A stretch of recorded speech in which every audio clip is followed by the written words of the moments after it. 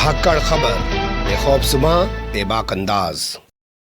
धाकड़ खबर में आपका स्वागत है। मैं आपके साथ हूं अकरम रईस खान। यूं तो पूरी मोदी सरकार ओबीसी के सम्मान को लेकर मैदान में उतर चुकी है। राहुल गांधी को सजा हो चुकी है, सदस्यता गंवा चुके हैं, बंगला खाली करने के लिए नोटिस जारी हो चुका है। लेकिन एक अजीब सा सिलसिला शुरू हुआ है उत्तराखंड की धरती से। जी हां, जिसे आप देवभूमि कह सकते हैं। हरिद्वार से जो पूर्व मंत्री रहे समाजवादी पार्टी में सुधाकर कश्यप जी, वो गंगा जल लेकर चले हैं और उन्होंने, आप तस्वीरों में देख सकते हैं, उनका ये रथ हम आपको दिखा रहे हैं।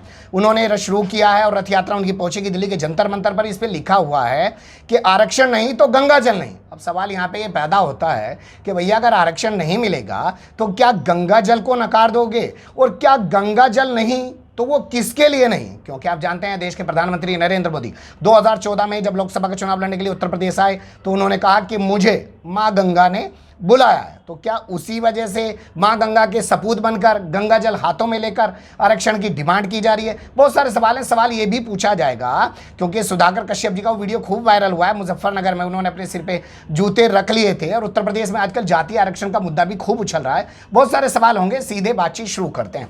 आपको ये मूवमेंट चलाने की जरूरत क्यों पेश आई? देखिए, ऐसा है, हमारे समाज के साथ जो है धोखा किया जाता है। कोई भी सरकार रही हो उत्तर प्रदेश में, केंद्र में, इन्होंने धोखा करने का काम किया है। हमारे समाज की आज तक कहीं से कहीं तक कोई गिनती नहीं है। और ये जो बात है कि 2014 में आदरणीय प्रधानमंत्री मोदी जी ने कहा था कि मुझे माँ गंगा ने बुलाया है, बहुत अच्छी बात है। लेकिन मेरी जाति जो है, हमारी जात के लोग तो माँ गंगा की गोद में पले बड़े लोग हैं।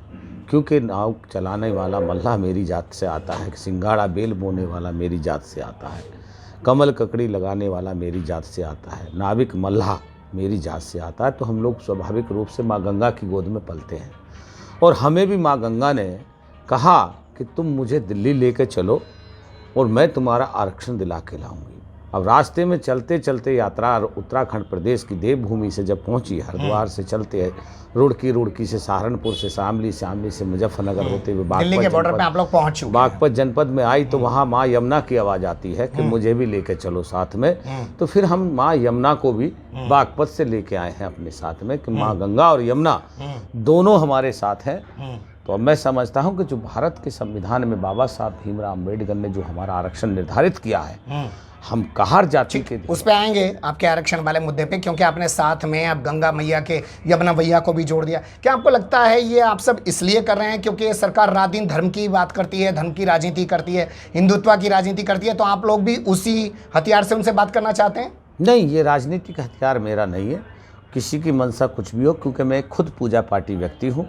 बहुत 3 घंटे सुबह, आधे घंटे शाम देवी की आराधना करता हूँ। इसलिए मुझे आस्मिक आभास हुआ कि माँ गंगा और यमुना को तुम दिल्ली लेके चलो और अपने समाज को लेके चलो, तुम्हारी बात मानी जाएगी। अगर वो नहीं मानते हैं तो निश्चित तौर पर हम गंगा जल नहीं देंगे। आरक्षण नहीं तो गंगा जल नहीं। ये मतलब आप रिटर्न में लेंगे तभी उनको गंगा जल भेंट करेंगे? बिल्कुल बिल्कुल। और अगर वो नहीं देते हैं तो नहीं देंगे हम गंगा जल। कहाँ ले जाएंगे फिर उस गंगा जल? अपने को वापस लेके आएंगे, समाज के लोगों को बताएंगे। जो हमारी जाति के लोग माँ गंगा के किनारे रहते हैं, हम उनको बताएंगे कि जो लोग कहते थे देश में कि मुझे माँ गंगा ने बुलाया है, आज उन्हीं लोगों ने माँ गंगा में के जल में ठोकर मारने का और अपमान करने का काम किया। अरे आरक्षण देते ना सही, बशर्ते माँ गंगा के जल को माथे से लगा लेते तो हम खुश हो जाते। माँ गंगा का जल उन्होंने ले लिया, आपको आश्वासन दे दिया, आपका ज्ञापन स्वीकार कर लिया, जाइए टाटा बाय बाय। बहुत लोग आते हैं ऐसे। नहीं, उसके बाद विचार किया जाएगा। अगर वो सम्मान स्वरूप और वास्तविकता मोदी जी हमें आके हमारा गंगा जल, माँ गंगा का जल लेते हैं जी, और सम्मान स्वरूप आश्वासन देते हैं तो हम संतुष्ट हो जाएंगे, फिर भी हो जाएंगे। फिर भी आप वापिस हो जाएंगे? कितना इंतजार करेंगे उसके बाद? जब तक का बताएंगे। जब तक का बताएं। हाँ। मतलब आप चाहते हैं कि एक वक्त फिक्स किया जाए और सरकार आश्वासन भी दे तो उसके बाद ही वापस लौटेंगे, नहीं तो ये रिटर्न में चाहते हैं उसके बगैर वापस नहीं लौटेंगे। अब यहाँ सवाल ये पैदा होता है कि भैया ये मुद्दा क्या है? तो मुद्दा आपको बता देते हैं। इन लोगों का कहना है कि 17 ऐसी जातियां हैं जो 1891 से, अंग्रेजों के दौर से एससी कम्युनिटी में हुआ करती थी। आज़ादी के बाद से उनको बदल के ओबीसी में डाल दिया गया। 1976 तक ये लोग दावा कर रहे हैं कि वो एससी में हुआ करती थी, बाद में मंडल कमीशन में आया तो उनको ओबीसी में डाल दिया। इनका कहना है 2004 तक इनके पास एससी के प्रमाण पत्र हैं, जो जातीय प्रमाण पत्र जारी होते हैं। तो अब इस मामले में मुलायम सिंह भी कुछ कर चुके हैं, अखिलेश यादव भी कुछ कर चुके हैं, उस पर भी बात करेंगे। लेकिन यहाँ अब सवाल ये पैदा होता है कि ये मुद्दा सिर्फ उत्तर प्रदेश से ही क्यों उठ रहा है? देखिए, उत्तर प्रदेश से इसलिए उठ रहा है, मैं नहीं कह सकता कि उत्तर प्रदेश से नहीं उठ रहा, लेकिन अन्य स्टेटों से भी मुद्दा उठाया जा रहा है। हिमाचल का कश्यप, जब भारत में एक देश एक संविधान है, बाबा साहब ने एक संविधान बनाया, उस संविधान को लागू किया जाना चाहिए। एक देश एक संविधान के रूप में लागू करने की बात सरकार कहती है, तो मैं जानना और कहना चाहता हूं आपके चैनल के माध्यम से कि हिमाचल का कश्यप क्यों अनुसूचित जाति में है, दिल्ली का कश्यप क्यों अनुसूचित जाति में है, जो उत्तर प्रदेश का नहीं है। जिस भांति उत्तर प्रदेश का दिल्ली का है, हिमाचल का है, उसी तरीके से उत्तर प्रदेश का भी होना चाहिए। ठीक है, मैं चाहूंगा वो जो 17 जातियों का आप जिक्र कर रहे हैं, क्या उसमें सिर्फ कश्यप को ही प्राथमिकता ज़्यादा देना चाहते हैं, जैसे एससी कम्युनिटी में भी जाटव को ज़्यादा प्राथमिकता दी जाती है, या उन तमाम जातियों के अधिकार के लिए आप चल रहे हैं? नहीं, आप जहाँ 17 जातियों की बात आप कर रहे हैं, मेरा 17 जातियों से कोई मुद्दा नहीं, वो राजनीतिक टाइटल है।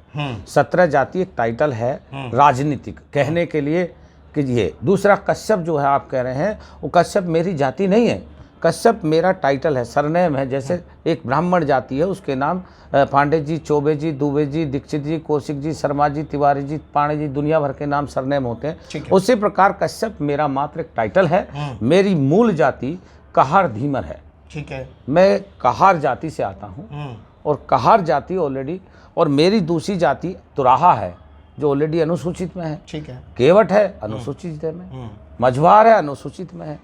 मेरी जो जातियां मूल जाति, जिनको मुख्य माना जाता है कि इस जाति की ये अन्य जाति मतलब पुकारू नाम है, वो सारी चीज़ें मेरी अलग हैं, बट मेरी मूल जाति अनुसूचित जाति में है। उसी के आधार पर मैं चाहता हूँ कि इसके आधार पर कहाँ से क्या हुआ आप लोगों के साथ? हाँ, ये बात है। सरकार, एक तो मेरा समाज भोला समाज है, उन समाज के लोगों को जानकारी नहीं है कि आरक्षण का लाभ क्या होता है, उसकी हानि क्या होती है। इसलिए एक दूसरी चीज़, हमारी शिक्षा का अभाव रहा। अब जैसे जैसे समाज में शिक्षा का अभाव बढ़ता जा रहा है, हम जैसे लोग आगे आते जा रहे हैं, वैसे वैसे हमारी लड़ाई मजबूत हो रही है। हम लोगों ने लड़ाई वर्ष 2004 में लड़ी, और स्टार्ट करके 10 अक्टूबर 2005 में हमने ये आरक्षण लिया। 20 बार जानलेवा हमले हुए, बेटे की हत्या हुई, 1.5 माह जेल काटी, 18 माह अन्य त्यागा, 18 टाँके पेट में आज भी लगे हैं। और कल परसों भी मेरे ऊपर इन्हीं बातों को लेकर हमला हुआ है बागपत जिले में, लेकिन अभी तक कोई पुलिस के द्वारा कार्रवाई नहीं हुई। भारतीय जनता पार्टी मेरी हत्या भी कराना चाहती है। मुझे ऐसा लग रहा है कि वो मेरी हत्या कराना चाहती, क्योंकि कहीं ना कहीं आप परेशान भी तो बहुत कर रहे हैं ना। जब अखिलेश की सरकार थी तब आपको ये मुद्दे याद नहीं आते हैं, जब मायावती की सरकार थी तब आपको ये मुद्दे याद नहीं आते हैं। आज योगी बाबा की सरकार उत्तर प्रदेश में चल रही है, तो आप इस मामले को लेकर रथ यात्रा लेकर चल पड़े हैं। नहीं, देखिए, जब अखिलेश जी की सरकार थी, वर्ष 2015 का आदेश मैं आपको दिखा रहा हूँ, मैंने उस दौरान भी ये करा था। वर्ष 2015 में भी मैंने दिल्ली जाकर जंतर मंतर पर प्रदर्शन किया, और थावरचंद गहलोत, भारत के जो सामाजिक न्याय के मंत्री भारत सरकार हैं, थावरचंद गहलोत थे उस दौरान, उनके साथ भी हमारा प्रतिनिधिमंडल बैठा, वो भी मेरे पास साक्ष्य सबूत है। लेकिन ऐसा नहीं है कि मैं अखिलेश जी की सरकार में नहीं उठाया, ऐसा नहीं है। अखिलेश जी की सरकार में भी दिल्ली मैंने कूच किया है कई बार। रात दिन जातियों के सम्मान की बात कर रही है मोदी सरकार, उत्तर प्रदेश में योगी सरकार। तो आप अब ये जो आरोप लगा रहे हैं कि आपको एससी में नहीं लिया जा रहा है, तो ये आरोप ही तो हुआ ना एक तरीके से? नहीं, आरोप नहीं कह सकते इसे। आरोप तब होता है कि जो वो ना कर रहे हों। खुद वर्ष 2018 में बाबा मुख्यमंत्री ने हमारी जातियों को अनुसूचित जाति में शामिल किए जाने का आदेश दिया, जो जिला मुख्यालयों पर आया, जिसके संबंध में पश्चिमी उत्तर प्रदेश के सभी तहसील मुख्यालयों पर मेरे द्वारा धरना प्रदर्शन किया गया। 14 दिन तक चला है, और उस 14 दिन के धरना प्रदर्शन में ये निकल के आया लास्ट में कि ये पोर्टल पर अंकित नहीं है। भाई, पोर्टल किसका है? सरकार का। आदेश किसका है? सरकार का।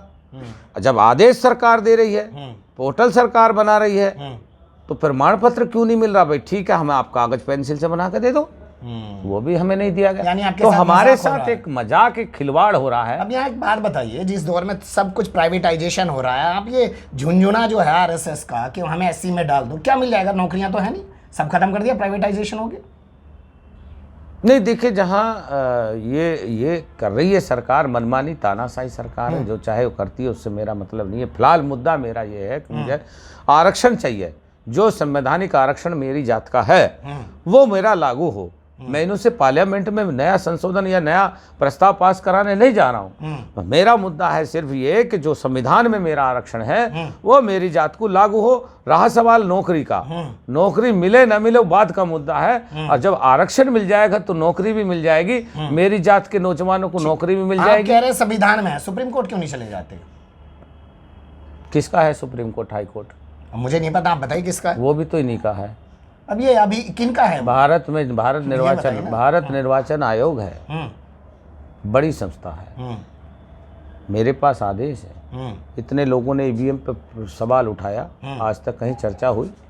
लोगों ने रिट पिटीशन न्यायालय में डाल रखी, आज तक तारीख लगी? क्यों नहीं लगी? क्यों लगेगी? जब मतलब आपको न्यायिक प्रणाली पे भरोसा नहीं है? अब भरोसा महसूस नहीं होता है। क्या करेंगे फिर? देखते हैं आगे क्या होता है। मतलब सिर्फ दबाव, धरना, प्रदर्शन? ये सरकार से बात करेंगे, पहली बार अब चल रहे हैं, गंगा मैया जा रही हैं, यमुना मैया साथ हैं, तो मैं समझता हूँ कुछ ना कुछ हल होगा। चलिए देखते हैं क्या हल होता है, लेकिन एक कम से कम एक जद्दोजहद थी तो दिल्ली बॉर्डर पे पहुंच चुकी है। तो मुझे लगा, वैसे तो आप जानते हैं मैं आजकल फील्ड रिपोर्टिंग करता नहीं हूं, स्टूडियो से ही तमाम चीज़ें चल रही हैं, लेकिन फिर भी मुझे लगा एक मुद्दा है, सुलगता हुआ मुद्दा है, क्योंकि उत्तर प्रदेश में चुनाव का डंका भी बच चुका है। सुप्रीम कोर्ट ने ओबीसी आरक्षण जो इन्होंने बनाया है, आयोग के जरिए दिया है, उसको हरी झंडी दे दी है। हो सकता है शाम सुबह में उसका भी ऐलान हो जाए। तो चुनाव से पहले तमाम चीज़ें चल रही हैं, इसलिए भी सवाल उठना लाजमी हो जाता है कि भाई ये सब हो क्यों रहा है, और ये भी समझना ज़रूरी हो जाता है कि हो रहा है तो क्या समाज तक वो बात पहुंच पा रही है। ये एक छोटी सी कोशिश थी। जो भी आपकी राय हो कमेंट्स के रूप में जरूर दीजिएगा। खबर को लाइक कर सकते हैं, चैनल को सब्सक्राइब कर सकते हैं, ज़्यादा से ज़्यादा हमारी खबरों को ना शेयर कर सकते हैं। फिर ऐसे ही किसी सुलगते हुए या उलझते मुद्दे लेकर हम आपके सामने होंगे हाजिर। फिलहाल अभी हमें दें इजाज़त।